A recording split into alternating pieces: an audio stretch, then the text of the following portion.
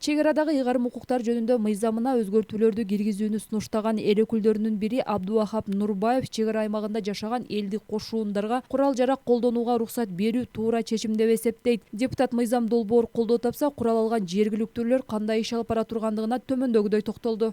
Биз бул жерге 3 пункт киргизип атабыз. Биринчиси буга чейин ошол чек ара уполномоченныйларга курал баягы башка мамлекетте бизге аскердик агрессия болгондо куралды берүүгө жана колдонууга уруксат берүү. Экинчиси алардын статусун карап берүү, алар аскер кызматкерлерине кандай кепилдиктер болсо ошондойлорду карап берүү. Үчүнчүсү аларды чек ара кызматы аларды окутуп, машыгуудан өткөрүп турат. Буга чейин биздеги чек ара уполномоченныйлар бар иштеп атат. Алар ушу байланыш курал жарактары менен жабдылган, алар маалымат берип турушат. Булар баары текшерүүдөн өткөн. Курал жарак бизге агрессия болгон убакта гана берилет. Ошондой баягындай согуш абалы киргенде агрессия болгондо гана. Бүткөндө кайра алынат. Тынч убакта аларга курал берилбейт. Ал курал жарак ошол чек ара заставасында болуп турат. Ушунда тревога болуп чакырганда тез арада келип куралды алып ошол чек араны өзүнүн үйүн коргоого мүмкүнчүлүк болот. Деген менен коомчулук мамлекет элди өзүңөр коргой бергиле деп курал бербей, армияны күчөтүп, аскерлердин санын көбөйтүп, контракттык негизде иш алып барышса болбойт беле деген пикирде. Элге бергенден кийин элди да көзөмөлдөш керек да. Кээ бири аша чаап кетет, кээ бири коркконунан колдоно албай калат. Бирок кандайдыр бир эмеси бар, жөндөмү бар, бир маселени жакшы чечкен, түшүнүктүү кишилерге берсе болот. Бардыгын эле берген кооптуу деп ойлойм да. Жок, мен каршымын. Курал берген не керек бар? Тынчтык жолунда жүргөн жакшы да. Курал берип, онсуз деле мына неме кылдышты го. Нормально турушат го. Мен ондойду жок, мен калбайм. Курал берсе мисал үчүн дейбиз да. Кыргызга да неме түшөбү деп атам да. Ошондучу курал бербей эле тынчтык жол менен чечип алган жакшы го дейм. Аскерлерди жибербей эле өзүбүздүн падышабыз турбайбы азырчы, жаңы падышабыз. Ошо барып эле жакшына келишимди түзүп, жакшы чечип алса жакшы болобу деп атам да, ошондучу.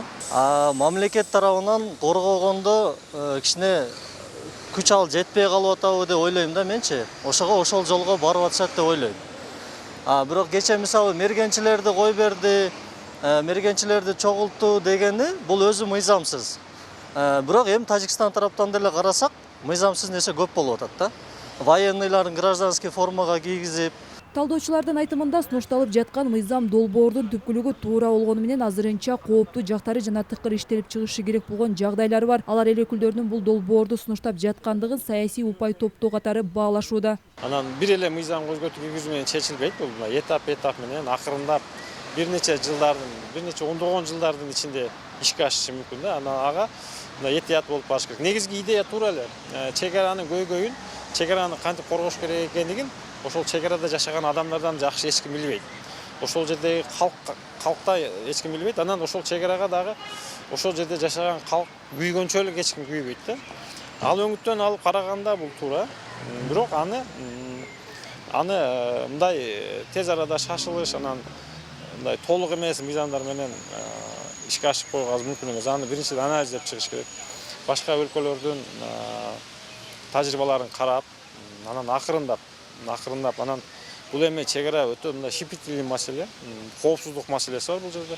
Президент Садыр Жапаров 5-майда жаңы конституцияга кол коюп, өлкө элине кайрылуу учурунда өлкө бүтүндүгүнө коркунуч туудурган окуяга күбө болдук деген оюн билдирип, кыргыз армиясында реформа башталарын жарыялаган. Жапаров реформанын бир багыты катары чек ара аймактарында элдик кошуундарды түзүүнү атаган. Айжамал Түгөлбай кызы, Кудайберди Дыйканов, ТМЖ жаңылыктары.